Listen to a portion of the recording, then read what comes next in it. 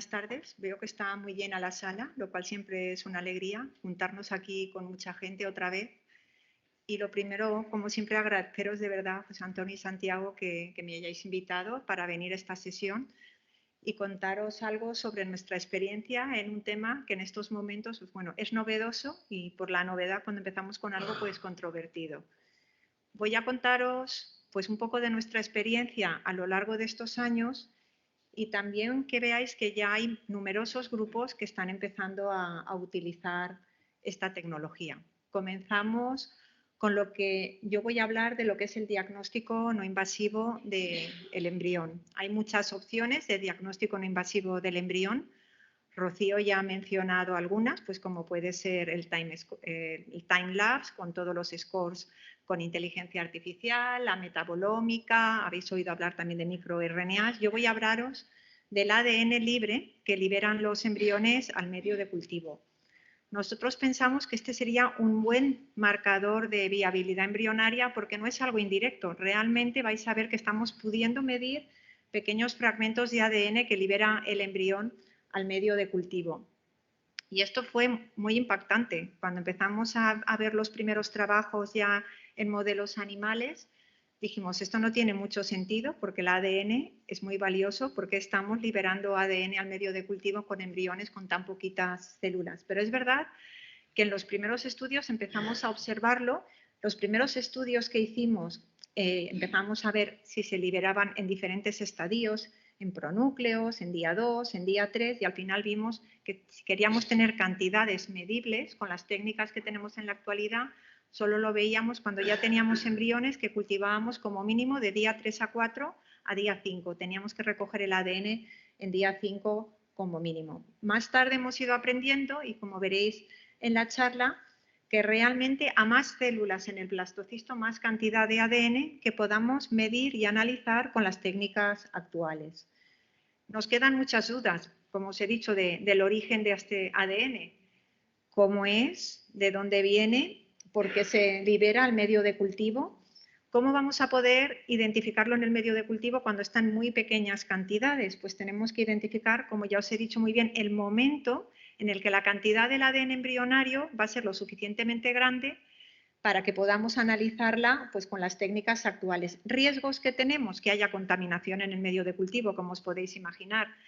Y aquí nos preocupa una contaminación muy distinta de la que nos ha preocupado siempre, que nos han preocupado mucho las levaduras, nos han preocupado mucho las bacterias en el medio de cultivo. Aquí nos preocupa la contaminación humana, tanto del ambiente, de la manipulación en el laboratorio, como puede ser de ADN materno que viene por las células del cúmulus que están rondeando al embrión. Pero podemos trabajar en ello, como veréis. También podemos trabajar en la manera en la que desarrollamos el cultivo en el laboratorio y luego los protocolos de análisis genéticos, cómo los podemos un poco trampear. No son exactamente los que utilizamos para biopsias de trofoectodermo, pero nos van a poder dar buenos resultados.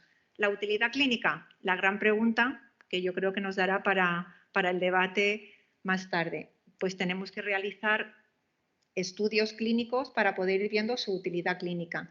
En principio es analizar el número de cromosomas de los embriones. Luego, la utilidad clínica como idea, como hipótesis, es que va a tener la misma que la del PGTA, porque nos va a permitir identificar si un embrión tiene anomalías cromosómicas o no. Como veréis, yo no voy a hablar de que sea euploide o aneuploide, voy a hablar de que tenga más riesgo o menos riesgo de que sea euploide o aneuploide, porque estamos en ese momento. Es decir, si lo consideramos una técnica experimental o una técnica diagnóstica, pues yo me quiero posicionar en medio.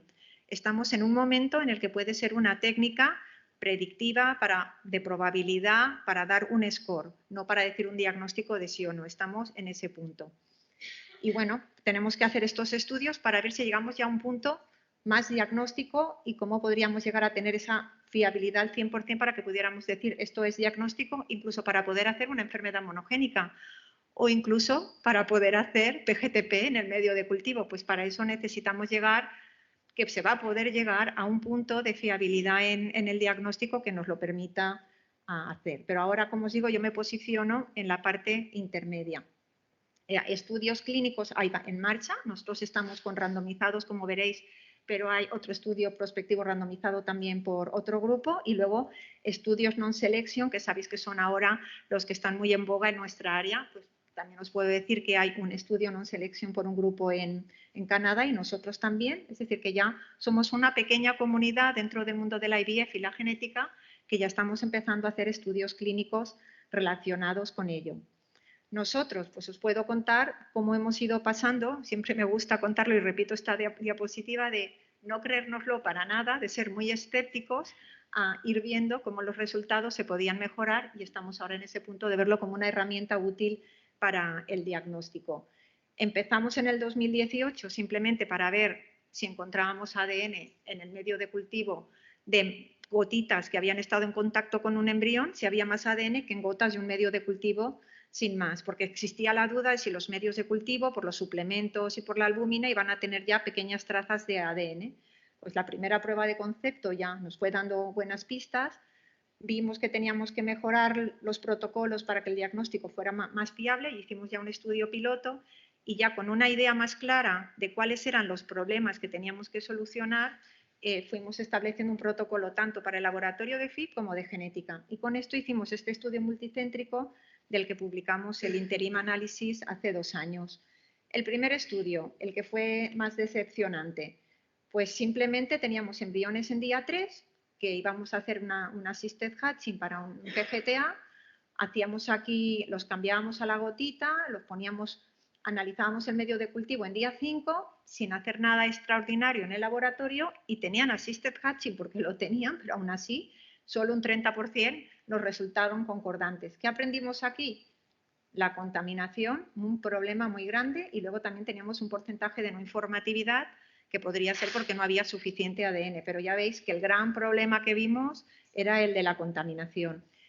Y ese fue el primer problema que quisimos entender. Por un lado, ¿cuál es el origen? Pues tuvimos sorpresas interesantes y vimos que en el día 5 todavía hay ADN que proviene de la degradación de los corpúsculos polares y que todavía amplifica y que todavía se ve. Y hay ejemplos muy claros como este, fijaros, un embrión masculino, porque es XY, no sé si estáis familiarizados con los perfiles de secuenciación, es XY, aquí con una trisomía. En el medio de cultivo tiene la monosomía, que es lo complementario, lo que esperamos en el embrión, y es XX, porque XX es como salen los corpúsculos polares porque son femeninos. Y esto me acuerdo que esto lo estuvimos hablando mucho con Alan Handyside, y luego esto lo ves como empíricamente y luego hay que intentar demostrarlo. Esto fue la visualización que teníamos que nos hacía pensar que la única explicación, cuando ya lo ves que ocurre varias veces, es que fuera ADN de los corpúsculos polares. También vimos que teníamos ADN que pensábamos que era contaminación con células femeninas. Esto es un caso donde la biopsia tiene una trisomía y el medio de cultivo es normal femenino. Lo más lógico, ¿puede ser un mosaicismo? Sí, pero cuando ya empiezas a verlo en determinadas circunstancias y lo asocias a vídeos de timelapse donde ves que hay células del cúmulo pegaditas al embrión, pues que intuyes que esto es sobre todo por células del cúmulus que se han quedado pegadas a la zona y que cuando recoges el medio, pues hay ADN en ese medio de cultivo. Otro motivo de contaminación, la externa, porque sabemos que hemos tenido la costumbre en el laboratorio de fecundación in vitro, no hemos trabajado con guantes porque queríamos mucha sensibilidad para las placas, si se salía el aceite con el guante, hemos trabajado con mascarillas, hemos trabajado con gorro, pero no hemos trabajado con guantes. Y entonces sí que es verdad que en las superficies donde trabajamos, cuando cogemos una placa, un tubo, podemos estar contaminando con ADN humano, que no tiene mucha importancia en el día a día si no vamos a hacer un análisis genético. Cuando vamos a hacer un PGTM hay que trabajar con guantes, cubiertos los brazos, pues aquí es un poco lo mismo. Esas trazas de ADN que pueden estar en la zona en la que trabajamos, en las puntas, en las cajas de puntas, en nuestras alícuotas de medio, pues nos están impactando. Y este es un ejemplo súper claro, porque tenemos un embrión que tiene una trisomía, es XX, en la biopsia. Y luego tenemos aquí el cell-free DNA, que es XY. No puede ser de la mamá, porque la mamá tiene que ser XX, solo puede ser de una manipulación externa. Y en el laboratorio un técnico varón había preparado las plaquitas de cultivo y esto pues nos ha pasado en un par de ocasiones. Es decir, que estamos viendo dónde pueden estar los peligros y creo que nos ha servido lo que hemos trabajado estos años para entender muy bien los problemas. Y ya sabéis, los que me habéis escuchado alguna vez, que intentamos contar muy bien los problemas que hasta ahora conocemos. Siempre nos quedan cosas que nos van a surgir en la práctica, en el laboratorio y médica, pues que no habíamos previsto, pero esto ya lo hemos ido viendo y estamos pudiendo ponerle solución a los problemas que hemos identificado. Lo que os he contado lo hemos visto empíricamente y hemos intentado buscarle una explicación razonable, sobre todo cuando aparece de manera periódica y puedes ir haciendo un análisis sistemático. Pero también lo hemos visto con análisis con SNPs y también lo hemos visto en otros trabajos con análisis de metiloma. Luego ya tenemos bastante claro que hay ADN en el medio de cultivo que puede provenir de lo que os he dicho.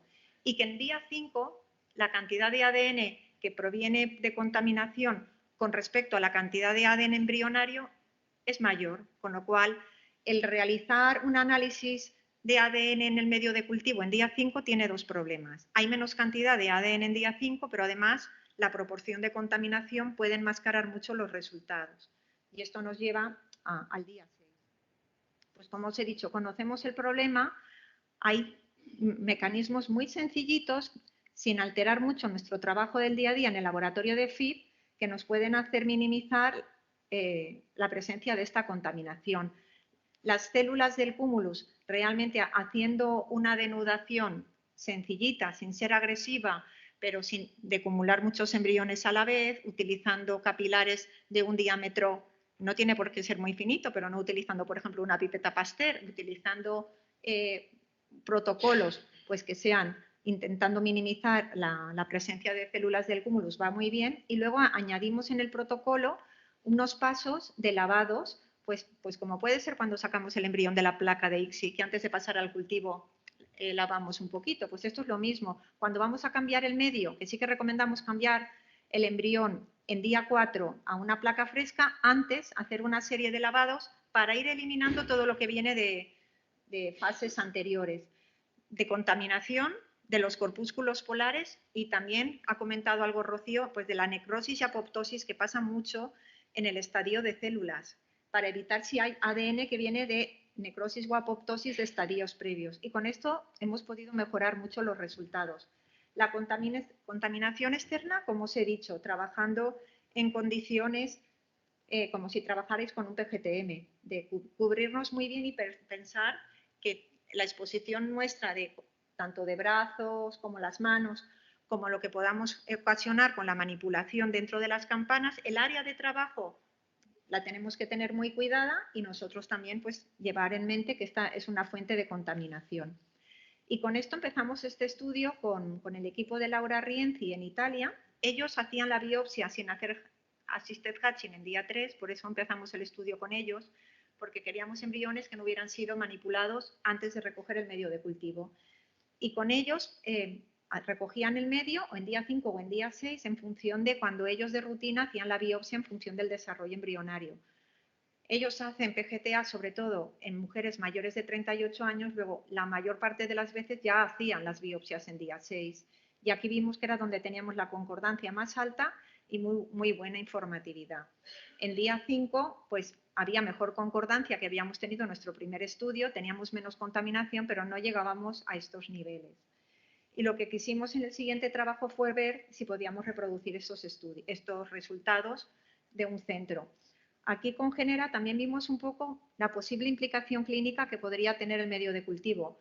Todavía no habíamos podido hacer ningún non-selection de transferir y ver cómo eran los resultados, embarazos sí o no, en función del medio de cultivo, pero sí que pudimos tener un non-selection, como os diría yo, pues un poco ahí artificial. Se habían transferido embriones euploides para la biopsia del trofo, pero era enmascarado el resultado del medio de cultivo para la clínica. Cuando ya se hizo el transfer y pudimos ver el seguimiento de embarazo a semana 12, desenmascaramos los resultados y lo que vimos es que en aquellos casos donde el medio de cultivo también era normal, era donde habían las tasas de implantación más grandes. Obviamente no es un estudio fino porque ya tenemos una transferencia con biopsia de trofectodermo normal, pero nos iba dando pistas de la utilidad clínica. Y bueno, con esto empezamos el estudio multicéntrico más grande. El objetivo era recoger 2.600 parejas embrión con medio de cultivo publicamos el interim con 1.300, ahora en diciembre ya terminamos el reclutamiento lo paramos en septiembre, estamos recogiendo también embarazo evolutivo a semana 12, con lo cual cerramos estudio en diciembre y la idea es, estamos con el análisis de los datos, completando bases de datos con las variables de los centros. Pero bueno, no os puedo decir cómo va el estudio final, pero sí que el interim sí que vimos que cuando comparábamos las tasas en general de medio de cultivo con trofoectodermo, estamos muy cerquita, ya al 90%, en un grupo de casos en los que analizamos medio de cultivo, trofo y inertial mass. De todo el estudio, teníamos 2 clínicas en Estados Unidos y en Brasil que tenían posibilidad de hacer biopsias de masa celular interna con el consentimiento informado. Y fijaros, en este grupito, trofo con medio de cultivo ya muy cerquita del 89% y medio de cultivo con la inertial mass del 86%. Luego estamos ya con unas tasas en condiciones muy controladas, pues ya muy interesantes. ¿Qué más cosas? Llevar el embrión a día 6. La pregunta que siempre nos hacéis cuando hablamos con vosotros, tanto médico como laboratorio. ¿Tengo que extender el cultivo de todos mis embriones a día 6, incluso los que son bonitos en día 5, con el riesgo de que sean de peor calidad? Pues desafortunadamente sí. Yo siempre digo, día 6, muy tempranito. Se puede intentar programar la punción y el ICSI o FIP, porque esto va muy bien también con el FIP normal, pues que sea un poquito dentro de la jornada del quirófano, que sean los últimos procedimientos, pues para que en el día 6 por la mañana el embrión tenga un número de horas más cortito. Pero la verdad es que dentro de este estudio multicéntrico que os hemos dicho, uno de los centros participantes es Boston IVF y Denis Sacas quiso sacar estos datos hace 2 años para presentar en la americana y comparaba su tasa de embarazo en las pacientes que habían participado en el estudio, donde todas, en el multicéntrico, todas se llevaban a día 6 para recoger el medio de cultivo frente a su PGTA convencional y vio que su tasa de live birth rate era similar en los dos grupos. Él no ha visto que el extender el cultivo en todos los casos a día 6, aun haciendo biopsia, tuviera un efecto nocivo. Y ha habido algún trabajo más que decía que cuando los embriones están analizados cromosómicamente y se transfiere un embrión euploide el día de la vitrificación,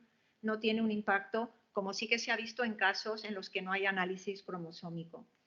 Y este último trabajo fue presentado ahora recientemente en Alfa por el grupo de Laura Rienzi también, con Danilo Cimadomo, y un poquito lo mismo. Ellos tampoco vieron diferencias ni en la tasa de blastocisto, ni en la tasa de blastocisto euploide, ni en la tasa de embarazo de implantación por single embryo transfer, comparando un grupo control.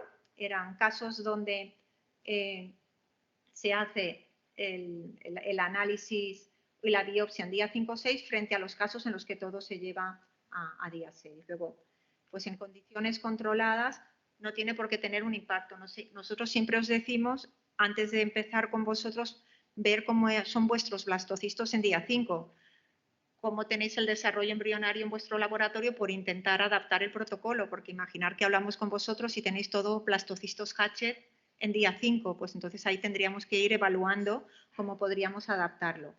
Y todo lo que os he contado hasta ahora es para embriones frescos sin ninguna manipulación. Pero nos ha surgido la pregunta por más de un centro de, pues, si hago un primer transfer y no se me queda la paciente embarazada, a lo mejor el análisis del medio de cultivo me interesa hacerlo en los siguientes transfers, pero ya tengo los blastocistos congelados. ¿Qué hago si quiero hacerlo en blastocistos congelados que no tengo previamente analizados? Entonces hicimos un estudio para intentar entender el timing. Cuando yo descongelo un blastocisto, ¿cuánto tiempo lo tengo que tener en cultivo para que haya liberado suficiente ADN para hacer el estudio? Y lo que vimos es que sí que era muy importante identificar si el embrión era de día 5 o de día 6, sobre todo para lo que es la informatividad, el porcentaje de embriones que nos van a dar un ADN suficiente para analizar. Entonces, si el blastocisto es de día 5, si lo dejamos solo 8 horas, vamos a tener una tasa de informatividad muy bajita, que sería la tasa de informatividad para el medio de cultivo es en azul. La que veis en salmón corresponde a la informatividad de la biopsia de blastocisto correspondiente. Entonces, estamos a un 50% de informatividad. La mitad de los medios nos dan información. Luego, esto no nos va bien, pero si lo dejamos overnight, el blastocisto de día 5 al día siguiente tenemos una tasa de informatividad igual a lo que sería hacer, a lo que fue la biopsia de estos embriones, porque se hacía la biopsia también. Y luego para embriones de día 6 lo tenemos más justito, Entonces probamos a dejarlos descongelar temprano en día 6 y dejarlos 6-8 horas en cultivo. Y con solo 6-8 horas en cultivo ya veis que tenemos una informatividad muy buena. Entonces nos quedamos con estos tiempos. Para día 5 overnight, para día 6, 6-8 horas en cultivo ya tenemos buena informatividad. Y mirar qué concordancia tenemos. Las concordancias, sí que es verdad que una vez hay ADN, las concordancias son muy buenas, son en torno al 90%. Y esto lo estamos viendo nosotros y lo están viendo más grupos de trabajo. Probablemente algo ocurre en la vitrificación y desvitrificación que mejora los resultados, pues por el cambio en la estructura de la zona pelúcida. Sabemos que puede haber algo de fragmentación del ADN por la vitrificación y probablemente también para vitrificar y desvitrificar tenemos que pasar cada embrión por varias soluciones que probablemente también haga que disminuya bastante la contaminación que podamos llevar. Y bueno, lo que os he dicho, no somos solo nosotros, hay bastantes más trabajos. Aquí tenemos recogidos hasta finales del 2022 y veis que hay bastantes trabajos, marco en verde, con buenos resultados. En general, mejores resultados tanto de informatividad como de concordancia en día 6. Hay varios factores que se miran, el volumen de la gota, si ha habido manipulación o no, el tiempo en cultivo, diferentes protocolos. Estos trabajos que os presento aquí, excepto el nuestro, todos están hechos en embriones que han tenido manipulación previa, es decir, o que están previamente congelados, que ya habéis visto que cuando están congelados va mejor, o que han tenido antes un PGTA. Sin que haya nada de manipulación, pues hay muy poquitos trabajos y es importante tener en cuenta que eso es lo que nos da el valor real, porque nosotros si lo queremos aplicar clínicamente van a ser en embriones que no han tenido una manipulación, porque el objetivo es que sea sin manipulación previa. Y luego también hay bastantes estudios donde comparan el resultado con blastocistos completos. Y aquí pues incluso las tasas de concordancia las veis que están menos un trabajo por en torno al 90%. Es decir, que estamos viendo ya mucha gente que puede haber concordancia, que no ha sido solo un grupo. Y para mí esto es muy importante. Cuando uno empieza a hacerlo, siempre dices, los resultados, por lo menos en ciencia, tienen que ser reproducibles y reproducibles por otros grupos. Y la verdad es que nos alegra ver que sí que es reproducible. Ahora, ya os digo, la mayoría están hechos con embriones previamente congelados. Es importante poner muy a punto el protocolo en fresco, porque ahí es donde tiene aplicación clínica. Y con esto es con lo que nosotros nos decidimos a empezar a trabajar de una manera muy controlada con algunas clínicas con este tipo de estudio. Como ya os he dicho, dándole un score al resultado que tenemos en el medio de cultivo. ¿Y cómo le damos el score? Pues hemos tenido esos 1.300 medios de cultivo de los que teníamos su resultado correspondiente en el trofo y además en algunos de ellos en la masa celular interna. Entonces, estimamos la probabilidad que tiene un medio de cultivo de corresponder a una biopsia de blastocisto normal. Y con eso le damos el euploid score. Y a mejor euploid score le damos una priorización mayor, un ranking mayor a aquellos que tienen el Euploid Score más alto. Y así es como lo vemos, como puede ser un AIDA Score, que os da una puntuación o los scores de inteligencia artificial. Un score para ver qué embrión tiene la probabilidad de ser euploide y por lo tanto de implantar mejor. ¿Cómo hemos empezado a trabajar? Como os he dicho, muy controladamente con los centros, haciendo una formación en el laboratorio de fecundación in vitro y una validación individualizada en cada centro para ver que se repiten o se reproducen las condiciones que ya teníamos establecidas. Y aquí tenéis en azul claro lo que serían validaciones en medios de cultivo y incubadores convencionales y casos con time-lapse, que al principio el time-lapse nos da un poquito de miedo porque los volúmenes de cultivo son mayores, pero hemos visto, sobre todo en las últimas validaciones, que con los time-lapse estamos teniendo concordancias muy buenas. Y ahí estamos también elucubrando si el hecho de que en los time-lapse los embriones, la arquitectura de los pocillos en los que están, que son muy estrechitos al final, el embrión está todo el rato en el fondo, en un área muy localizada. Si aspiramos muy bien el ADN del fondo, el medio de cultivo del fondo nos da la impresión de que ahí estamos teniendo una aspiración muy buena. Y pensamos que es por esto, pero tampoco lo sabemos. Estamos explorando diferentes formas de pocillo para poder hacer que esto vaya, bueno, ya es muy óptimo, pero entender a ver si esto nos da diferencias. Y al final, en conclusión, de los centros que hemos validado hasta ahora en el área nuestra de influencia aquí en España, que recibimos también de referencia de Europa, estamos viendo con una N todavía pequeña pero estamos viendo que ya unas concordancias con Time-Lapse 5 puntos superiores al incubador convencional. Es Time-Lapse, es embrioscope porque necesitamos que sea cultivo individual. Si estamos con los embrioscopes que tienen muchos pocitos, necesitamos en día 4 transferirlos a la plaquita esta nueva que hay de cultivo individual. De día 4 a día 6 sí que es importante que el cultivo sea individual. Hasta día 4 no hay ningún problema. Y esto es un poco lo más nuevo que os puedo contar, de que estamos viendo que aquí va bien. Para embriones congelados, las validaciones que hemos hecho para clínicas que quieren con embriones congelados, vemos que el time-lapse no nos ofrece nada, ningún beneficio, porque ya estamos en el 90%. Probablemente el máximo del concordancia al que podamos llegar, aun siendo todo perfecto, esté en torno a esto, a un 93, 94, porque va a haber mosaicismo, es decir, no vamos a, el límite no vamos a poder alcanzar el 100% teórico, porque sabemos que hay mosaicismo, incluso cuando comparamos masa celular interna con trozo. Entonces entendemos que nuestro límite debe de estar por ahí, 94, 95%. Entonces con embriones congelados, pues ya veis que estamos muy cerquita de ese valor. Y bueno, utilidad clínica, pues esta es lo más complicado. Cuando empiezas con algo nuevo es difícil de una manera prospectiva y con un buen diseño ir recopilando datos. Tenemos datos que nos van pasando los centros y nosotros vamos recopilando cada 6 meses.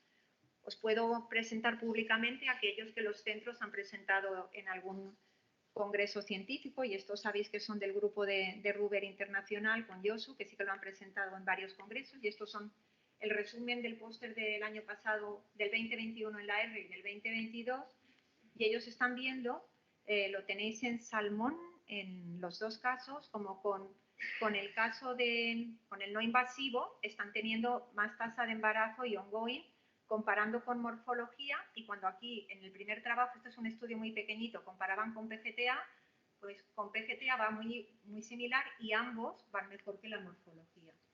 Esto es muy preliminar, pero ya os digo, es lo que os puedo presentar públicamente porque el resto de datos que tenemos son datos de, pues lo que se llama ahora pues market surveillance, de la seguridad de los test. ¿Y qué seguimos haciendo? Pues bueno, estamos con este estudio prospectivo randomizado, pues que llevamos ya mucho tiempo y que sabéis lo difícil que es hacer un prospectivo y más en tiempos de pandemia y con tecnología nueva. Tenemos 10 centros. Esperamos tener el interim para finales de este año, esperemos, y lo que estamos comparando es pacientes no son especialmente de mala indicación, son pacientes de menos de 40 años, porque nosotros, como os he dicho, como lo vemos como un marcador adicional, como un biomarcador, pensamos que es un complemento. Si hacéis PGTA para pacientes de más de 38, más de 40, esto lo vemos pues para pacientes más jóvenes, como cuando estáis aplicando el embrioscope, como un score más para mejorar tasas de implantación. Nuestra hipótesis de partida es que vamos a poder mejorar en 10 puntos porcentuales los resultados, y estamos comparando un grupo control cultivado en las mismas condiciones que el grupo de intervención, y en el grupo de intervención la selección embrionaria para transfer se hace en base al medio de cultivo, en el grupo control en base a morfología. Aquí los medios de cultivo también los estamos guardando en el grupo control y estamos haciendo un non-selection, estamos intentando hacer un 2 en 1. Entonces, en el grupo control se transfieren sin saber el resultado del medio de cultivo, y luego cuando ya tengamos las pacientes que estén con el resultado a más de semana 12, sabremos si ha habido embarazo, en los embarazos si correspondían a medios euploides con diferentes tipos de alteraciones o no informativos. Y con todo esto, pues poco a poco podemos ir afinando el algoritmo de diagnóstico. Con el interim ya teníamos un algoritmo de diagnóstico, nuestra primera priorización. Ahora que estamos acabando el multicéntrico, vamos a tener también resultados de recién nacidos vivos, vamos a afinar un poquito más la herramienta, porque al final nos encantaría tener un test basado en niño nacido vivo. Lo mismo que para el PGTA, nos encantaría que el PGTA terminara siendo una priorización basada en base a qué resultado tiene más probabilidad de dar lugar a un niño nacido vivo. Pues ya sabemos, por la escala de grises del mosaicismo y las segmentales, pues aquí un poco lo mismo. Hacia donde vamos es hacia buscar un score predictivo de recién nacido vivo. Investigación básica, queremos seguir haciendo mientras podamos y tengamos financiación, porque todavía no sabemos de dónde viene este ADN. Entonces empezamos a trabajar con Nicolás Placha un investigador pues, de biología celular que trabaja con Light Imaging. Él ha trabajado siempre en ratón, estos son imágenes de ratón, y le propusimos colaborar con embriones humanos para intentar ver esto en estadios más avanzados. Ellos pueden marcar los núcleos y la cromatina y podemos ver a una resolución muy alta la movilidad de los cromosomas de la cromatina, pero ellos también han visto movilidad entre unos puentes que se forman después de la mitosis. En estos tubulin bridges se ha visto que son también puentes por los que pasan diferentes moléculas. Entonces estamos intentando ver si encontramos algo que nos explique por qué se libera este ADN a nivel de blastocisto y bueno, pues está allí. Ana Domingo está en la Universidad de Pensilvania haciendo este trabajo. Y bueno, creo que esta ya es la última. Ya. Y bueno, agradeceros a todos la paciencia y que estéis despiertos a esta hora. Y bueno, esto es un trabajo en equipo. Siempre quiero dar muchísimas las gracias a todos los centros de reproducción que habéis confiado en nosotros al principio y nos habéis ayudado en los estudios y ahora estáis trabajando. Tenemos un equipito muy simpático que trabaja en el Embrace, Luis, Lucía y Carmen, que algunos los conocéis.